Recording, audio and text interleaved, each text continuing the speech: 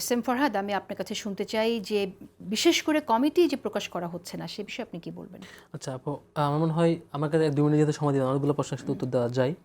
Number 1 হচ্ছে, ভাই বলছে আমার নাম কমিটিতে ছিল, এটা আপনার শোতে আমি 4-5 বার উত্তর দিয়েছি। পরে শেষ পর্যন্ত প্রার্থী তাকে চ্যালেঞ্জ করে কোর্টে রিটও হইলো, টিকলো না, তো আর উত্তর দিব না। এটা উত্তর ওই কোর্টের পেপারেই আছে। কমিটি এরা কার নাম, নাম কিনা, আদৌ আমি এঙ্গেজ ছিলাম কিনা, অনেকবার চ্যালেঞ্জ করছি, এখানে আলাপ করছি, উত্তর এখান থেকে দেখে নিলে এনাফ।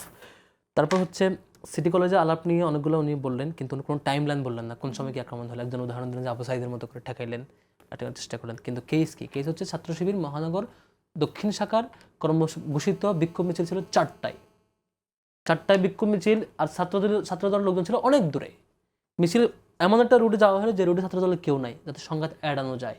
এরপর আমরা মিছিল রাউন্ড দিয়ে চলে যাচ্ছি, ভিডিও দেখলে দেখবেন ওদিক থেকে দৌড় দিয়ে ছাত্রদলের নেতাকর্মীরা আসলো, এসে হচ্ছে হামলা করলো।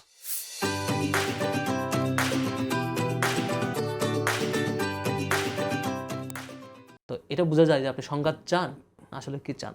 এই যে বললেন আহত হওয়ার কথা, শিবির নাকি নিজেরা মারামারি করলো, এটাই প্রুফ করে। তারপর বললেন যে উনি অস্ত্র দেখলে ব্যবস্থা নেন, মির্জা ফারুকের হাতে অস্ত্র উনি স্বীকার করলেন, কিন্তু এখনো তাকে দল থেকে পরিষ্কার করা হয়নি, গ্রেফতার তো পরের কথা। কিন্তু বাস্তবে আমি নিজে ফুটেছে 50 জনের উপরে দেখছি যাদের হাতে তলোয়ার ছিল, বা একজন একটা স্বীকার করলেন, বাকিটা চেক দিলে বোঝা যাবে সাংগঠনিক ব্যবস্থা নেই কিনা, বা এখান থেকে বের হয়ে যাওয়ার পর আমি দেখবো ব্যবস্থা নেই কিনা, অ্যারেস্ট হয় কিনা।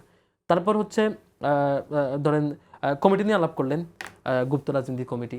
গুপ্ত রাজনীতি গল্প করতে করতে আলহামদুলিল্লাহ ছাত্র শিবির সভ্য ছাত্র সমাজে জয়ী হয়ে আসলো এখন পর্যন্ত, আর ভয়ে সাকসুতে এখন পর্যন্ত নির্বাচন স্থগিত করে দিল, এবং ছাত্রদল এখনো চায় না যে সাকসু নির্বাচন হোক।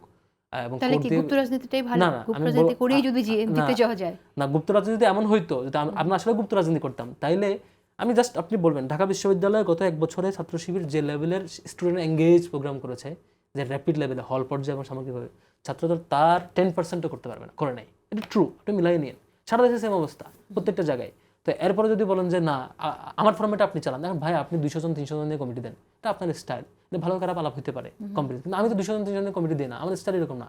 আমার এখানে যেটুকু এক্সিকিউটিভ বডি লাগে সেটুকু করি, বাকিরা সবাই স্বাভাবিক সাথী সদস্য হিসেবে থাকে।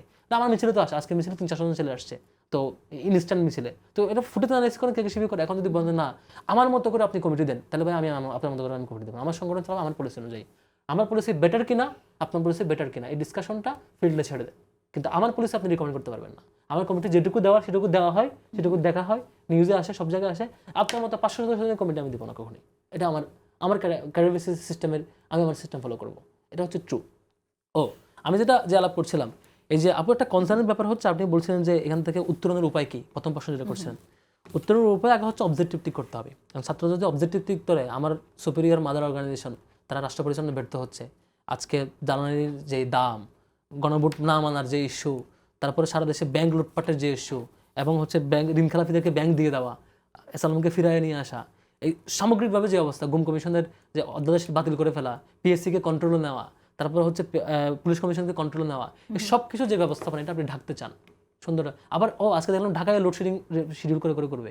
সামগ্রিক যে দুর্বিষহ অবস্থা, কৃষক মারা গেল কালকে, আপনি দেখছেন লাইনে দাঁড়ায়া, এই যে অবস্থা, সবকিছু ঢাকতে হলে আপনার মারামারি করতে হবে। এই যদি অবজেক্টিভ হয় তাহলে আপনি নিরসন পাবেন না। হ্যাঁ, ছাত্রদল যদি চিন্তা করে আমরা আসলেই দেশ গঠনের সময় দিব, তাইলে নিরসন হয়ে যাবে। আচ্ছা, কেউ যদি বলে যে এরকম একটা সাংঘর্ষিক অবস্থার সৃষ্টি হোক, সেজন্য ছাত্র শিবির উস্কে দিচ্ছে, তাহলে কি বলবেন? যদি আপনি প্রমাণ পান আমাকে কোয়েশ্চেন করবেন। আমি প্রত্যেকটা মিছিল ধরার উদাহরণ দিলাম। শিবিরের পূর্ব ঘোষিত কর্মসূচি, ছাত্রদের দলের এখানে কেউ থাকার কথাও না, ছিল না, হুট করে দৌড়ায় চিটাং সিটি কলেজের উদাহরণ যদি টানি, ইয়াস, সিটি কলেজের উদাহরণ দিলাম। আপনি আমার উপর অ্যাটাক করলেন, আমি রিয়েক্ট করি নাই। টাইম 11টা, টাইম 11:30, পুলিশের সামনে ক্যাম্পাসের বাইরে আমাকে বহিরাগত আক্রমণ করলেন, আমি রিয়েক্ট করি নাই। আমি কি করলাম? আমি রিয়েক্ট না করে ঘোষণা দিলাম বিকেল 4টায় আমাদের বিক্ষোভ মিছিল হবে, এটার প্রতিবাদে। এটা তো ডেমোক্রেটিক প্র্যাকটিস। আমি যদি পাল্টা অ্যাটাক করতাম তাহলে আপনি বলতেন যে ফুটেজ অ্যানালাইসিস করেন, এই 11টা, 11:30, 12টার সময়ের মধ্যে শিবির কাউকে অ্যাটাক করছে কিনা, কোনো সংঘর্ষ চলেছে, জাস্ট মারি খাইয়ে চলে আসছে পুলিশের সামনে, পুলিশ পহরায়, টিচাররা আছে, টিচারদের আক্রমণ হলো।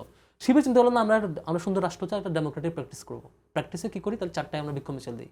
বিক্ষোভ মিছিল রুট এমন ঠিক করা হলে যে রুটে ছাত্রদল নাই, ছাত্রদল অন্য রুট, আমরা জানি কোন রুটে আছে, তারা ইনফরমেশন নিয়ে, এখানে পুলিশ ছিল হয়তো, তারা ইনফরমেশন পাস করছে বা অন্যরা কেউ বলছে, ইনফরমেশন নিয়ে তারা দৌড়ে সেই রোডে এসে মিছিল আক্রমণ করলো, তাও এই যে শত শত লোকজনের হাতে রামদা আর চাপাতি দিয়ে।